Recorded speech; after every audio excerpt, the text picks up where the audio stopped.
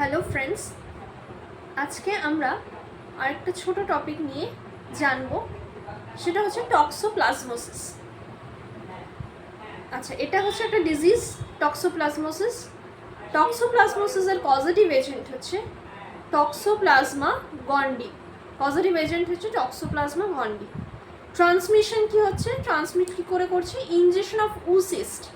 এই উসিস্টটা কোথায় পাওয়া যায় না? Contaminated water, meat, cat faeces, এখান থেকে উসিস্ট কি হচ্ছে কোনোভাবে আমাদের মানুষের দেহে আসছে। তারপরে কিভাবে ছড়াতে পায়? কনজেনিটাল ট্রান্সমিশন, মানে মায়ের হয়েছে সেখান থেকে তার যে বাচ্চা জন্ম দিচ্ছে তার কাছে যেতে পারে। তাছাড়া কি অর্গান ট্রান্সপ্ল্যান্ট, ব্লাড ট্রান্সফিউশনের মাধ্যমে কি হয়, এই এজেন্ট ট্রান্সমিট করে পৌঁছতে পারে। তাহলে এর ওয়ে অফ ট্রান্সমিশন কি? Injection of oocyte, congenital transmission হতে পারে, বা অর্গান ট্রান্সপ্ল্যান্ট বা ব্লাড ট্রান্সমিশনের মাধ্যমে আসতে পারে। মানে যে আক্রান্ত তার অর্গান যদি কোনো সুস্থ মানুষের ব্যক্তির কাছে যায় বা ব্লাড ট্রান্সফিউজ করা হয়, তার থ্রু দিয়ে কি হয়, এই অর্গানিজম আমাদের শরীরে আসতে পারে। পজিটিভ এজেন্ট হচ্ছে টক্সোপ্লাজমা গন্ডি। এবার আমরা এর লাইফ সাইকেলটা দেখব। প্রথমে এই উসিস্ট কোথায় থাকে? উসাইট, যেটা বললাম যে উসাইট মেনলি আমার কন্টামিনেটেড ওয়াটারে থাকবে,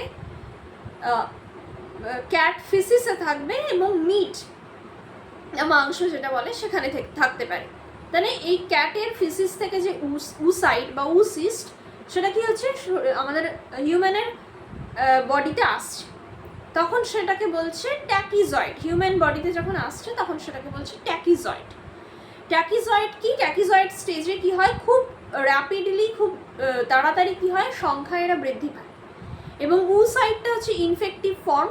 ইনফেক্টিভ ফর্ম হচ্ছে উসাইট, সেটা ক্যাটফিসিস দ্বারা এলো, তারপরে সেটা মানুষের শরীরে ঢুকে সেটা ট্যাকিজয়েড স্টেজ বলছি আমরা। ট্যাকিজয়েড স্টেজটা হচ্ছে যেখানে প্রচুর তাড়াতাড়ি মাল্টিপ্লাই করছে।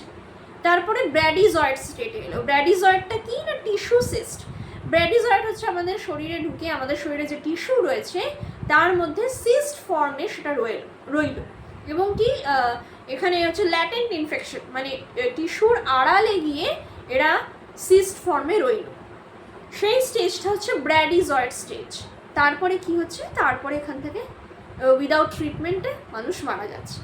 তাহলে প্রথমে হচ্ছে উসিস্ট, ক্যাট ফিসিসে রয়েছে, সেটা হচ্ছে আমার ইনফেক্টিভ স্টেজ। তারপরে সেটা হচ্ছে আমার ট্যাকিজয়েড। ট্যাকিজয়েড হচ্ছে হিউম্যানদের শরীরে আসার পর সেটা বলছে ট্যাকিজয়েড, এবং সেখানে সেটা শরীরে এসে আমাদের হিউম্যান বডিতে এসে সেটা মাল্টিপ্লাই করছে। তারপরে ব্র্যাডিজয়েড স্টেজ। ব্র্যাডিজয়েড স্টেজে হচ্ছে আমাদের হিউম্যান টিস্যুর পেছনে বা আড়ালে এরা সিস্ট ফর্মেশন করে রয়েছে, সেটাকে বলছে আমার ব্র্যাডিজয়েড স্টেজ। তারপরে ডেথ। তাহলে এটা হচ্ছে আমার পুরো সাইকেলটা।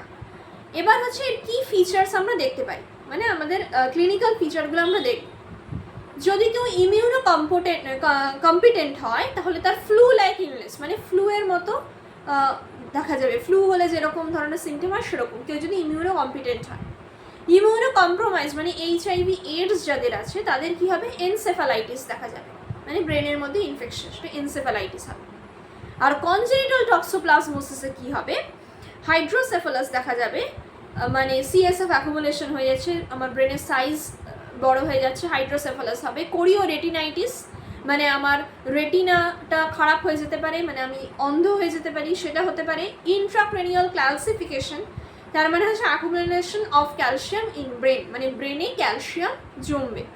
তাহলে কনজেনিটাল টক্সোপ্লাজমোসিস মানে যেখানে দেখা যাচ্ছে যে মায়ের কাছ থেকে যে মানে প্রেগনেন্ট মায়ের হয়েছে সেখান থেকে তার যে জন্ম নিচ্ছে যে বাচ্চা, তারও জিনিসটা স্প্রেড করছে।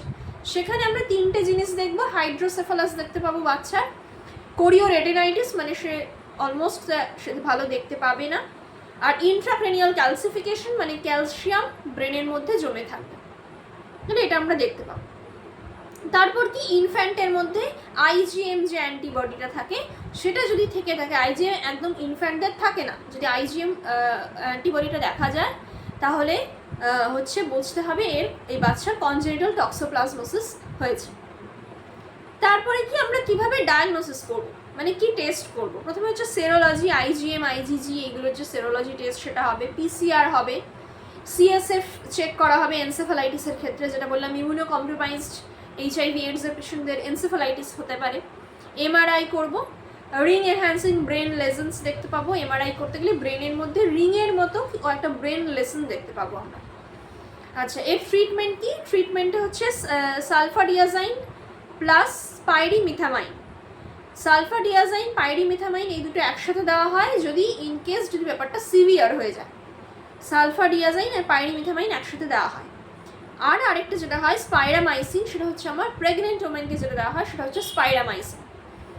কোনো প্রেগনেন্ট ওমেনের মানে টক্সোপ্লাজমোসিস থেকে থাকলে স্পাইরামাইসিন দেওয়া হয়। তাহলে এর প্রিভেনশন কি হতে পারে, বা কোনো প্রেগনেন্ট মা জিনিসটা কী করে এড়িয়ে চলতে পারে, বা আমরা কী করে ব্যাপারটাকে এড়িয়ে যেতে পারি, সেটা হচ্ছে কখনো আমরা র মিট মানে কাঁচা মাংস কোনোভাবেই আমরা খাবারের মাধ্যমে আমরা যেভাবেই হোক আমরা কিন্তু কখনো নেব না। ভালোভাবে সেটা রান্না করে সিদ্ধ করে তারপরেই আমরা সেটাকে খাবো। প্রপার হ্যান্ড হাইজিন, অবশ্যই আমাদের সবসময় হাত ধুতে হবে খাওয়ার আগে পরে, বা যতবার আমরা কিছু ইনফেক্টেড কিছু ধরছি, কন্টামিনেটেড কিছু ধরছি, তারপর আমাকে হাত ধুতে হবে।